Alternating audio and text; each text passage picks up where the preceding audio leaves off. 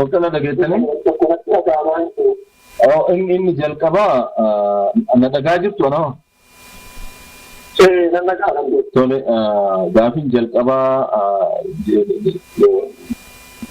lachuu warri gaafii gaafate duraan dursee hedduu galatoomaa wanni itti jirtan kun hedduu boonsee qalbii qaamaan achi jiraachuu baannus qalbiidhaan isin waliin jirra jedhamu.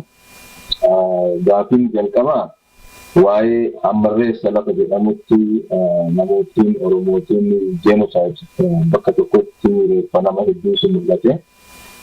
Waanuma kana laalchisee waan jiru namni isin gaafate.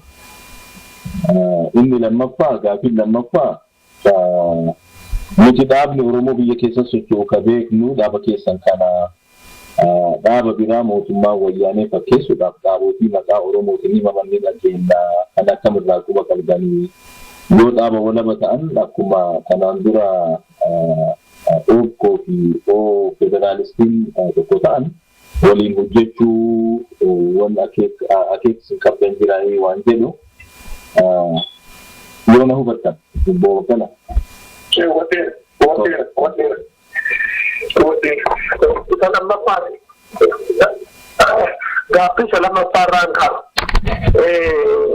كما أورامو كمسون يوم يطالع نتي فايدة قدرة.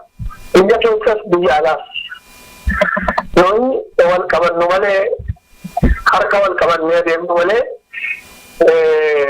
sababa laakana tokko goonee hiriirsinu malee gargar baanee jennaan faayidaadhuma diinaatii fi akka kennine jechuudha. Kun immoo waggoottan darban wanti qabsoo bilisummaadhaan nu goonu yeroo nutti dheeresse isa kana. Inni guddaan Oromoo warri duriis gargar baasaniitu Oromoo irratti Oromoo shuumanii roobana shuumanii ittiin cabsanii warri ammaas waanuma kana hojjetaa jiran kanarratti ciminaan of eeggannoo goone Oromoon tokko ta'ee amantiidhaan siyaasaadhaan gargar osoo hin bahin Oromummaa irratti hundaa'ee tokko ta'uu qaba mirga isaa kabachiisuudha inni amantii guddaa qabna. Kana waan ta'eef biyya keessa warra jiran wajjin warri walaba ta'ee socho'u jiraa isa jedhu sana baay'ee shakkina. Nuni akka keenyaatti kanas ta'ee waan kaayyeeffanne qabna. Bakka hundaayyuu namni Oromoodhaa quuqamu namni Oromoo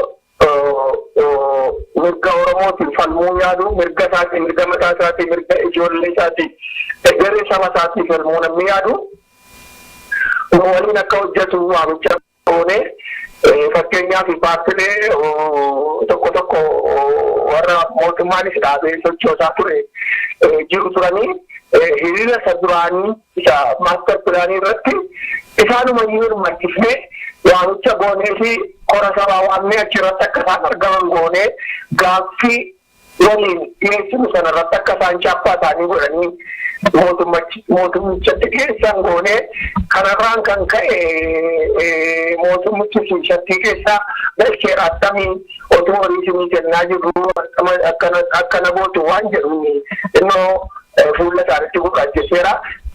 Akka yaadaattiga Oromoon tokko ta'ee waliin adeemuu qaba.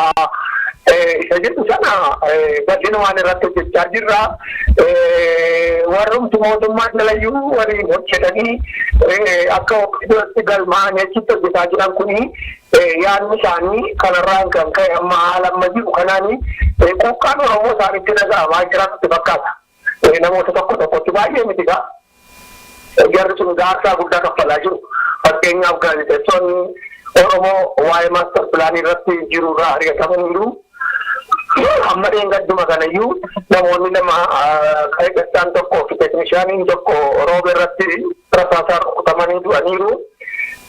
Mootummaadhuma keessatti mootummaadhuma maqaa Oromootiin ofiidota gurmaa'anii isaanii wajjin hojjetu keessattiyyuu dubbiin Oromoo har'aa akka durii sanatti akka barbaadanii ajajanii murteeffatanii lafa saamuun rakkoo ta'aa jira. Kun egaa amma qabsoon Oromootiin harka wal qabataa deemuudhaaf kan qaanqee nutti agarsiisudha. Amma isa kana gaaffii cimsuu barbaannaa jechuudha. Kanaaf ammaaf kan jirru nuuma biyya keessa kan jirru nun immoo gaa warra kibbaa wajjin hariiroo qabnu cimsachaa jirra. Oromoos tokkummaan isaa akka cimu barbaanna isa cimsaa jirra. Inni kun daranitti waan irraa dhaabbatu miti isin birattis kan ta'uu qabu kan itti amannuusa kana. Dubbiin biraa dubbiin barbala cufannee Oromoo waliin mari'atee kutaa. Dubbiin adda addaa akkamittiin biyyi keenya buluu qabaa akkamittiin kun ta'uu qabaan dura ofii bilisa ta'anii ofii cimsanii waan qabachuu qaban qabatanii ture osoo waan qabatin lolanii homaa gadii waan qabu natti fakkaatu. Baay'ee gadina amma waan miidiyaan mareen gadda qaame kanarratti ka'aa jiru xinnoo dhagaa jirra. Inni kun baay'ee nu gaddisiisa. Maaliif miidiyaan Oromoo dhaabee biyya alaa keessa kaa'ee rakkina Oromoo ibsuudha yaalii godhee yeroo gabaabaa keessatti sagaleen keenya waan ittiin nagaa arganne jenneetu gammachaa jiru. Amma Oromoonni tokko immoo yaada tokko yaada barbaachisaan taane yeroodhaan waan hin barbaachisne irratti kaasaa akka jiran nutti mul'ata. Kun hafuu qaba jenna. Kun hafuu qaba. Maaliif rakkinni keenya waliin hojjechuu dadhabuudha. Waliin hojjechuu dadhabuun kun immoo diina inuma qarqaara. Baay'ee diina qarqaara. Kana irratti akkam akka dammaquu dadhabneedha. Rakkinni keenya inni guddaan isa guduunfachuu qabna. Musiqaa karaa kanaan Oromoon maaliin iyyuu ta'e humna